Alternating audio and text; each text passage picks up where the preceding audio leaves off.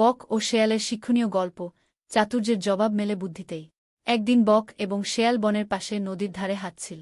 তারা একে অপরের ভালো বন্ধু ছিল বলে মনে হতো, কিন্তু শেয়ালের মনে ছিল একটু চালাকির ভাব। শেয়াল একদিন বলল, বক ভাই, কালকে আমার বাসায় খাবার দাওয়াত, তোমার কিন্তু আসতেই হবে। বক খুশি হয়ে রাজি হয়ে গেল। পরদিন বক শেয়ালের বাসায় গেল।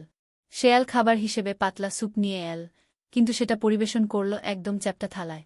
বকের লম্বা ঠোঁট দিয়ে সেই চ্যাপ্টা থালা থেকে খাওয়া একেবারেই অসম্ভব। সে শুধু খাবারের গন্ধই নিতে পারল, আর শেয়াল নিজে জিভ দিয়ে চেটে চেটে খেল। বক খুব দুঃখ পেল, কিন্তু কিছু বলল না। সে শুধু বলল, খুব ভালো খাওয়া দাওয়া, এবার তুমি কাল আমার বাসায় এসো। পরদিন শেয়াল বকের বাসায় গেল। বক নিয়ে এল দারুণ মজার খাবার, কিন্তু সেটা দিল লম্বা গলা যুক্ত একটি সরু কলসিতে। বক সহজে তার ঠোঁট ঢুকিয়ে খাবার খেল, কিন্তু শেয়াল কিছুতেই খেতে পারল না। সে কেবল দেখতে থাকল। শেয়াল তখন বুঝল, আমি যেমন করেছিলাম, বক তেমনটাই করেছে।